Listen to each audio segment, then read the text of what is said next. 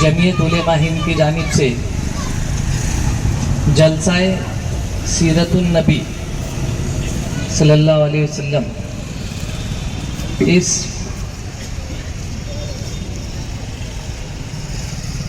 Programme के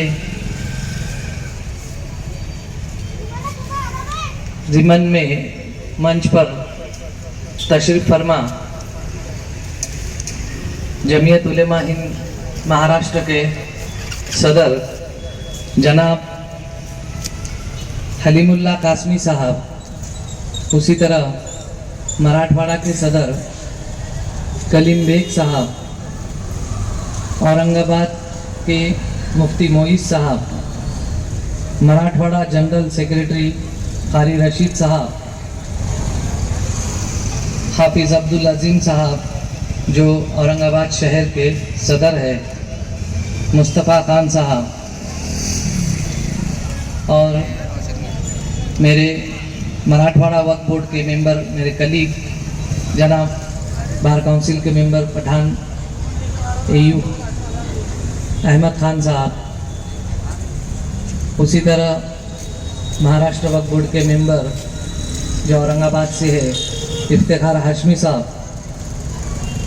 हमारे अजीज़ शकील साहब पप्पू सेठ और दीगर हजरात जो मोतेबर शख्सियात हैं और भी मंच पर बैठी हुई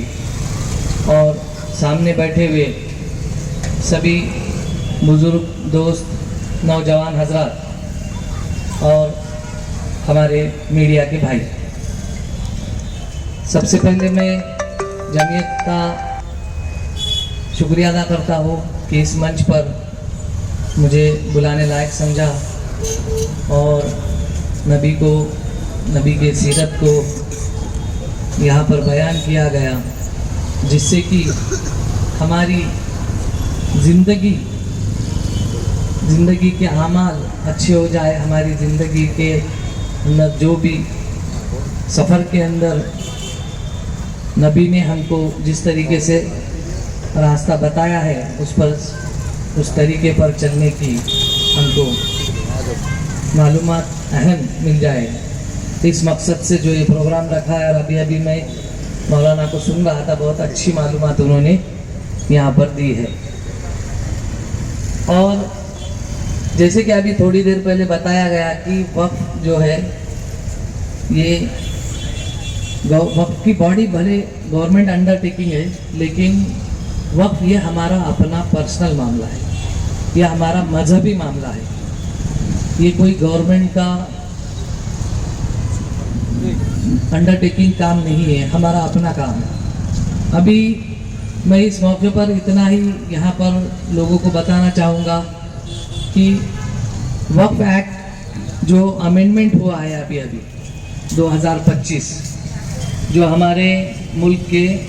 संसद में पास हुआ है ये कानून, इस मामले को लेकर कई लोग सुप्रीम कोर्ट गए, सुप्रीम कोर्ट में ये मामला चैलेंज किया गया, उसमें कुछ चीज़ों पे हमको राहत मिली है उस कानून में, लेकिन जो कुछ चीज़ें हैं जैसे कि वक्फ एक्ट में एक 3B करके सेक्शन है, जिसमें हमारी जितनी भी वक्फ की मिल्कियत है जो रजिस्टर्ड है, उस रजिस्टर्ड मिल्कियत को उम्मीद पोर्टल पे अपलोड करना है, और इसका टाइम जो है तो 6 महीने का दिया गया है, जिसका 5 दिसंबर को ये टाइम ख़त्म होने वाला है।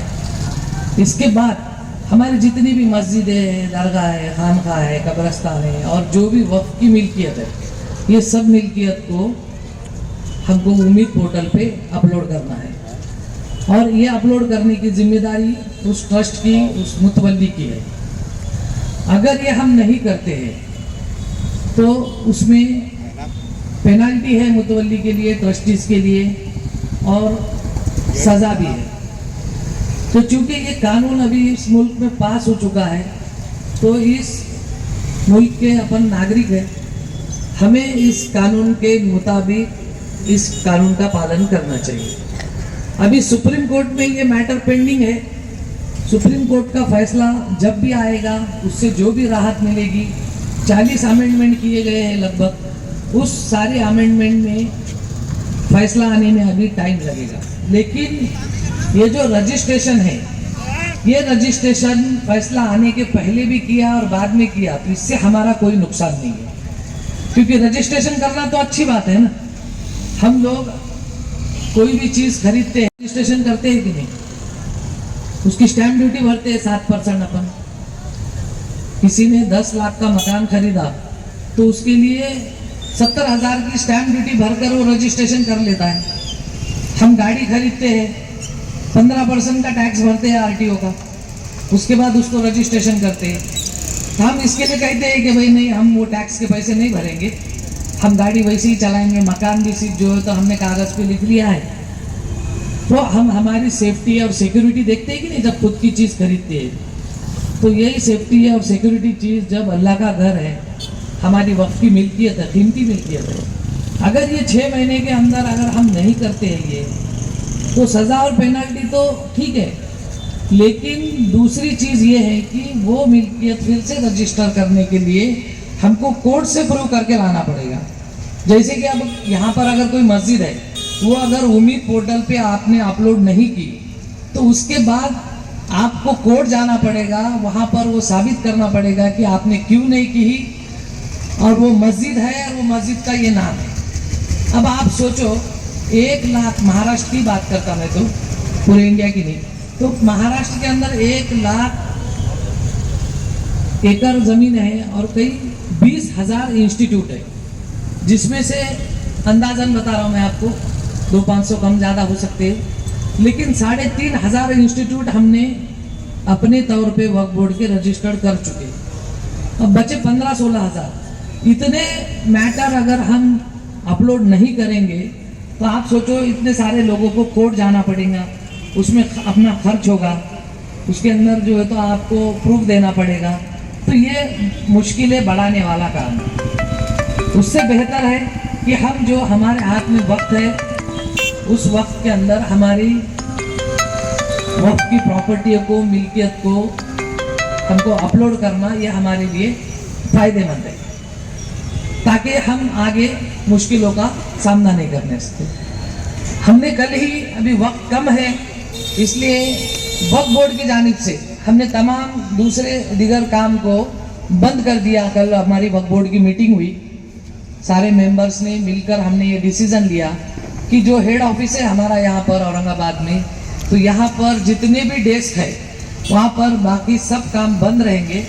और वहाँ से सिर्फ उम्मीद पोर्टल का काम किया जाएगा कि अगर लोगों में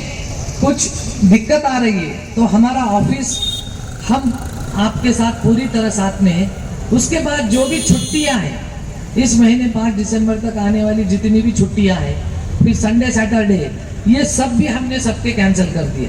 तो हमारा ऑफिस अब छुट्टी के दिन भी चालू रहेगा, इतवार के दिन भी चालू रहेगा, कि अगर किसी को कोई कागज़ कम है तो हमारे ऑफिस से उसको तुरंत मुहैया करा जाएंगे। कि ऐसे नहीं कि भाई आप मस्जिद का कोई अपलोड कर रहे हैं पेपर और आपके पास नहीं है, तो हम माशाल्लाह हमारा तो हर डिस्ट्रिक्ट में ऑफिस है, उस डिस्ट्रिक्ट के ऑफिस से आपको कागज़ मिलेगा। अगर उसको वहाँ से नहीं मिला तो वो तुरंत जो है हेड ऑफिस से उसको डिस्ट्रिक्ट ऑफिस के जरिए से हम उसको मुहैया कराएंगे। इंशाल्लाह वक्फ बोर्ड महाराष्ट्र की जानिब से जितना भी कोऑपरेशन चाहिए वो पूरा मिलेगा। अगर आप में से कुछ लोग यहाँ पर जो बैठे हैं कि आप भी अगर इसमें ताउन करना चाहते हैं, तो उम्मीद पोर्टल मतलब ये क्या है, कंप्यूटराइज वर्क है। जैसे हम पासपोर्ट का एप्लीकेशन करते हैं, जैसे कि हम आधार कार्ड बनाते हैं, अगर यहाँ पर हमको इतने 15,000 इंस्टीट्यूट अगर रजिस्टर्ड करना है तो हम सबको मिलकर इसमें मेहनत करना पड़ेगी। जैसे कि हम सेंटर खोल सकते हैं, अगर आप सेंटर खोलते हैं तो वहाँ पर अगर आपको कंप्यूटर की मदद चाहिए, हम आपको कंप्यूटर की मदद करेंगे। अगर आपको एक्सपर्ट बच्चे चाहिए कोई, तो हम बच्चे ट्रेन करके देंगे, या फिर उन बच्चों को हदिया देने की बात है तो वक्फ बोर्ड की जानिब से उसके बारे में भी हम सोचेंगे इंशाल्लाह। लेकिन सबको आगे आकर अगर ये करेंगे तो 15,000 इंस्टीट्यूट हमको 20 दिन नहीं 10 दिन में भी हो सकते हैं। तो इंशाल्लाह हम सब मिलकर अगर ये काम करेंगे तो ये हमारे माल की हिफाजत है, ये हमारे कौम के माल की हिफाजत है, या हमारे दरगाह, कब्रिस्तान, हमारे खानखा, मस्जिदों की हिफाजत है। तो इस हिफाजत के लिए हम सबको सामने आकर काम करना पड़ेगा। कानून की मुखालिफत कर रहे हैं और हम अगर वो करेंगे तो हम कानून के फेवर में आएंगे, ऐसी बात नहीं है। हम सिर्फ रजिस्ट्रेशन का काम कर रहे हैं। बहुत सारे लोगों का ये भी गलत फहमी है कि भाई वो कानूनी हमको मंजूर नहीं है, तो उसके लिए तो भाई आप सुप्रीम कोर्ट गए हैं, उसका फैसला आने में अभी बाकी है, लेकिन ये कानून तो लागू हो चुका है ना। अगर इस वक्त को हम जाया करेंगे तो आगे बड़े बड़े मसाइल का सामना करना पड़ेगा। अभी जैसे कि बताया गया कि बुलडोजर जैसी भी कार्रवाई, ये ऐसी कार्रवाई कि अभी तो हमारी रजिस्ट्रेशन की बात है, लेकिन हमारी बहुत सारी मसाजिद ऐसी है कि जिसके परमिशन के मसले हैं। हमारे पास से तो बिल्कुल परमिशन का काम भी हम जो है तो रफ्तार से कर रहे हैं। कोई भी एप्लीकेशन आता है तो हम 3 से 4 दिन के अंदर उसका जवाब देते हैं इंशाल्लाह। ठीक है, चलेगा। तो बस मैं आखिर में इतना ही कहूँगा कि आप सब लोगों से मेरी गुजारिश इतनी है कि वक्फ के पोर्टल के अपलोडिंग के काम को सब लोग काउंट करें, ताकि हम सब इस मिशन को सक्सेसफुल कर सकें। मुझे यहाँ पर बुलाया, मुझे यहाँ पर इस्तेकबाल किया और मुझे बोलने का मौका दिया, इसके लिए जमीयत का मैं शुक्रगुजार हूँ। अल्लाह हाफ़िज़।